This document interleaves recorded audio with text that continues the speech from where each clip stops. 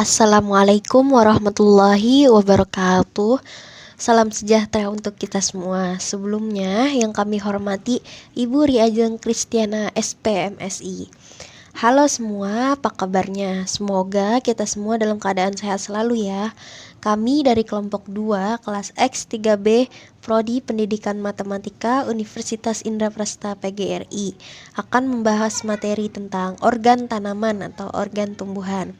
Sebelum kami memulai video kelompok ini, izinkan saya terlebih dahulu untuk memperkenalkan anggota kelompok 2 yang terdiri dari Abidatul Iza, Anissa Fadilah, Bintang Rizky Aprilia, Lilis Rahmawati, dan Sri Utami.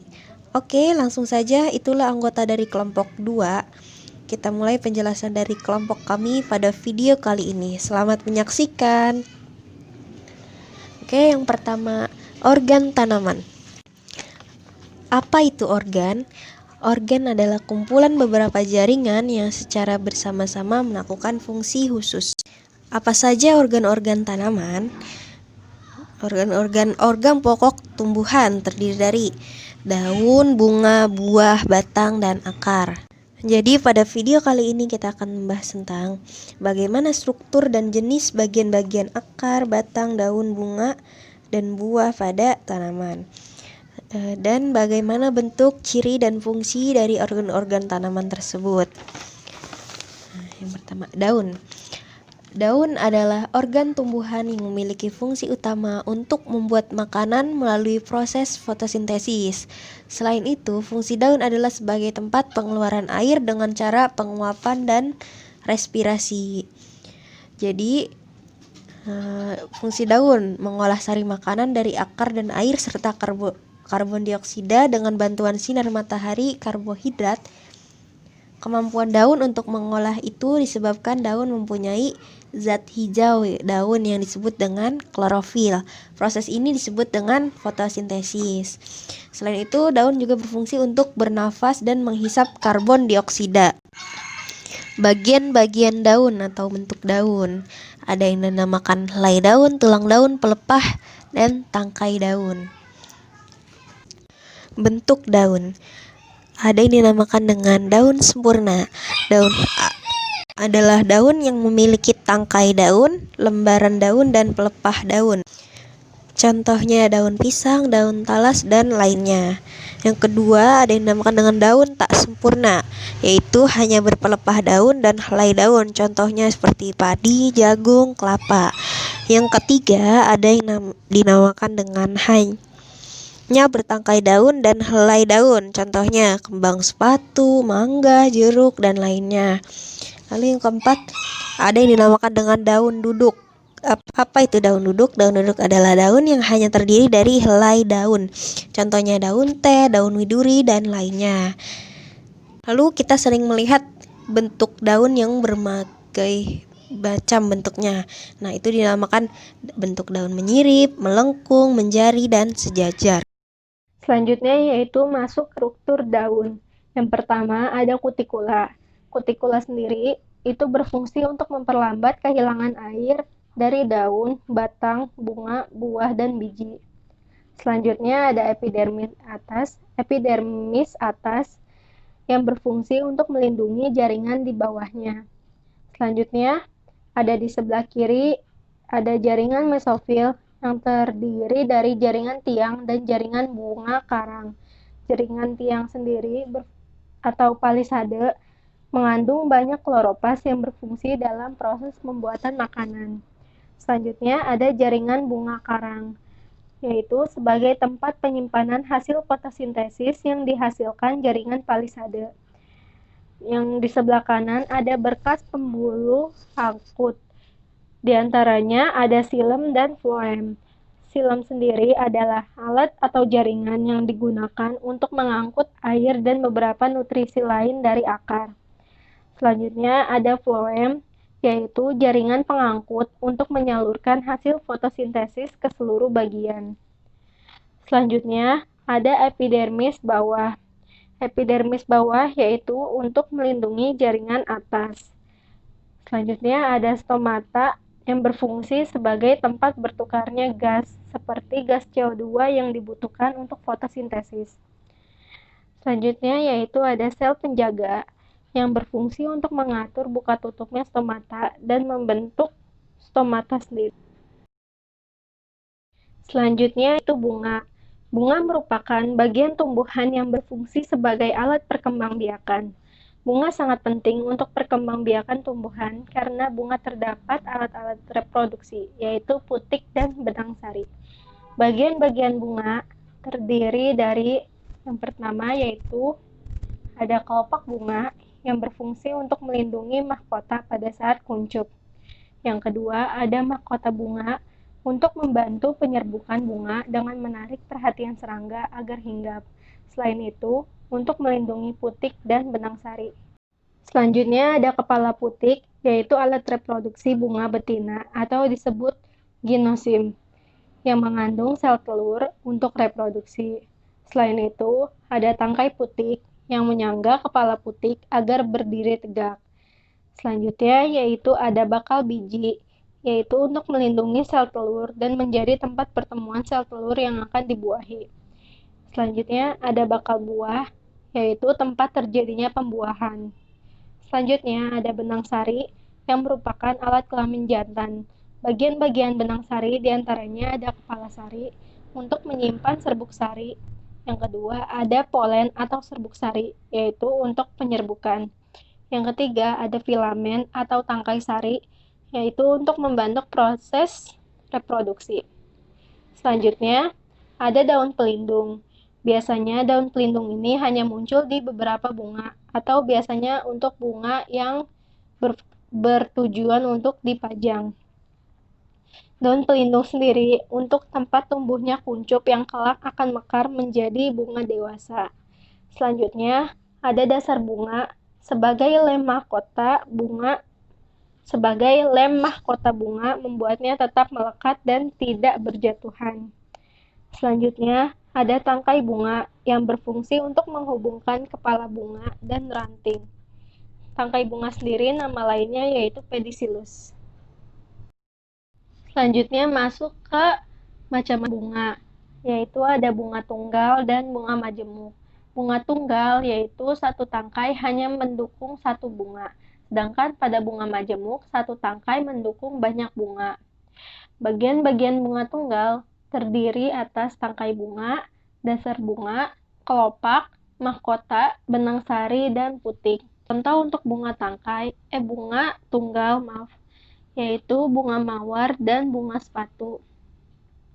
Selanjutnya ada bagian bunga majemuk, terdiri atas ibu tangkai bunga, daun pelindung, daun tangkai, tangkai daun, dan bunga. Bunga majemuk sendiri dapat dibedakan menjadi bunga majemuk terbatas dan bunga majemuk tidak terbatas. Contoh untuk bunga majemuk itu ada bunga kenikir dan bunga kelapa. Selanjutnya masuk ke bagian buah.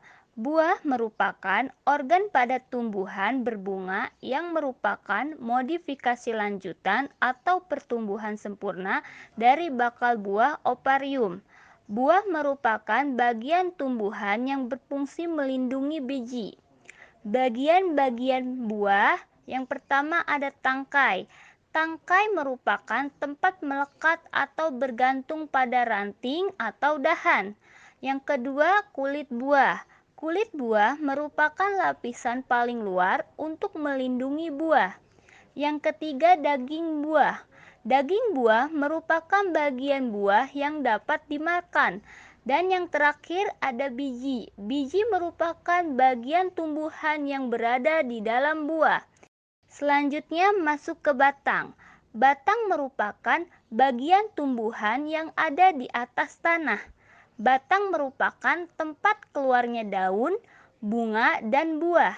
Batang juga berperan dalam pengangkutan air dan zat makanan dari akar ke daun.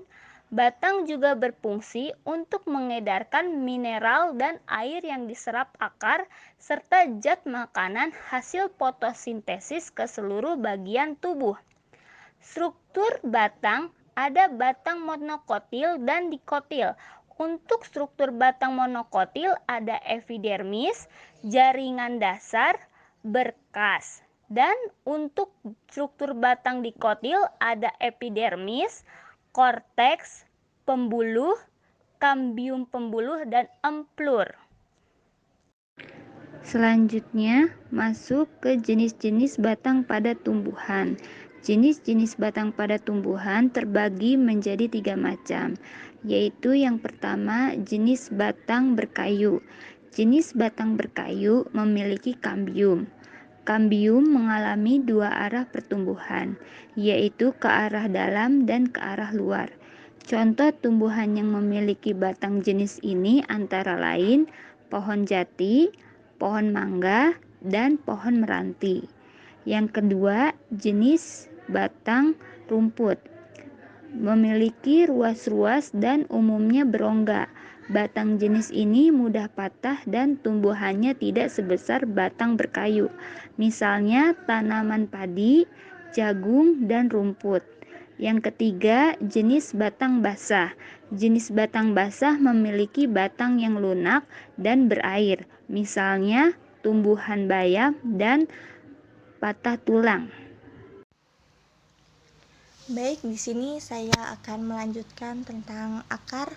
Organ akar merupakan organ pokok di samping organ lainnya. Akar memiliki fungsi pokok dalam menunjang tegaknya tumbuhan. Akar tumbuh di bawah permukaan tanah dan terus tumbuh memanjang menuju pusat bumi. Bagian-bagian akar. Akar terdiri dari beberapa bagian, yaitu pertama pangkal akar, yang kedua batang akar, yang ketiga cabang akar, yang keempat rambut akar, dan yang paling bawah tudung akar. Struktur akar. Struktur akar dari luar ke dalam adalah sebagai berikut. Di sini ada akar dikotil, ada zona pematangan, zona pemanjangan, zona pembelahan sel. Setelah itu ada bagiannya endodermis, perisikal, phloem, korteks, xilem, epidermis, rambut akar, silinder fasikuler, dan paling bawah tudung akar. Di sini ada akar tumbuhan dikotil dan akar tumbuhan monokotil. Bagian-bagiannya itu ada jaringan epidermis yang letaknya di bagian terluar akar, fungsinya untuk jalan masuk air dan garam mineral. Yang kedua ada jaringan korteks, letaknya di daerah di sebelah dalam epidermis, fungsinya untuk cadangan makanan. Yang ketiga ada endodermis, letaknya di lapisan sebelah dalam korteks dan di luar perisikal, fungsinya untuk mengatur masuknya air tanah ke dalam pembuluh menyimpan zat makanan. Yang keempat ada perisikal, letaknya di sebelah dalam lapisan endodermis, fungsinya untuk membentuk cabang akar dan kambium gabus. Setelah itu yang kelima ada phloem, letaknya di antara jari-jari yang dibentuk oleh xilem, fungsinya untuk mengangkut zat makanan yang dibuat daun menuju ke seluruh bagian tumbuhan. Yang keenam ada xilem, letaknya di bagian tengah akar yang fungsinya untuk mengangkut air dan garam mineral dari tanah menuju daun. Dan yang paling bawah ada rambut akar. Di sini juga ada perbedaan akar tumbuhan dikotil dan akar tumbuhan monokotil. Jadi akar tumbuhan monokotil dari sistem perakarannya anatomis yaitu serabut. Sedangkan akar dikotil memiliki sistem perakaran tunggang. Baik, di sini ada perisikal. Perisikal pada akar monokotil terdiri dari lapisan sel yang berdinding tebal, sedangkan untuk perisikal pada akar dikotil hanya memiliki satu lapis sel saja. Setelah itu ada letak xilemnya. Di monokotil ini letak xilem dan juga phloem berselang-seling, sedangkan untuk akar dikotil xilem berada di dalam phloem. Di sini ada sistem perakaran. Akar tumbuhan dibedakan menjadi 2 jenis, yaitu akar tunggang dan akar serabut.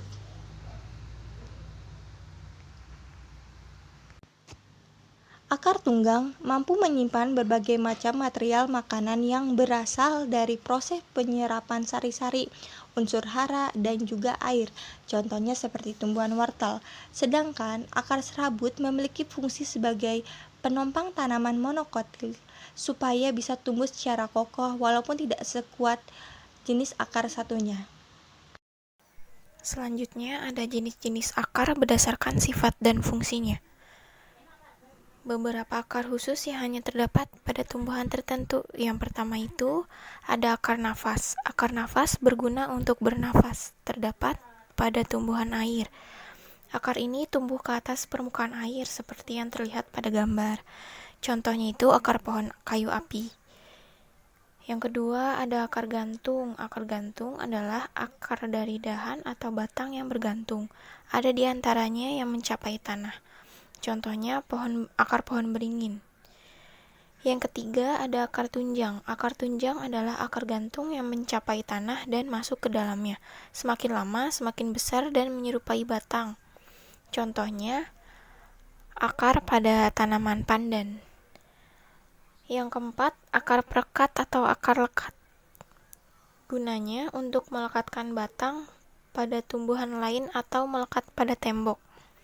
Contohnya pada tanaman sirih. Kesimpulan dari materi organ tanaman ini, yang pertama itu, organ akar merupakan organ yang pokok di samping organ lainnya. Akar memiliki fungsi pokok dalam menunjang tegaknya tubuh tumbuhan. Yang kedua, batang merupakan bagian tumbuhan yang ada di atas tanah. Batang merupakan tempat keluarnya daun, bunga, dan buah. Yang ketiga, ada organ tanaman daun. Daun adalah organ tanaman yang memiliki fungsi utama untuk membentuk makanan melalui proses fotosintesis. Selain itu, daun juga sebagai tempat pengeluaran air dan dengan cara penguapan dan respirasi. Yang keempat, organ bunga merupakan bagian tumbuhan yang berfungsi sebagai alat perkembangbiakan. Berikut adalah daftar pustaka yang kita ambil dari beberapa sumber. Di sini ada 4 sumber ya. Terima kasih atas perhatiannya. Semoga bisa bermanfaat. Wassalamualaikum warahmatullahi wabarakatuh.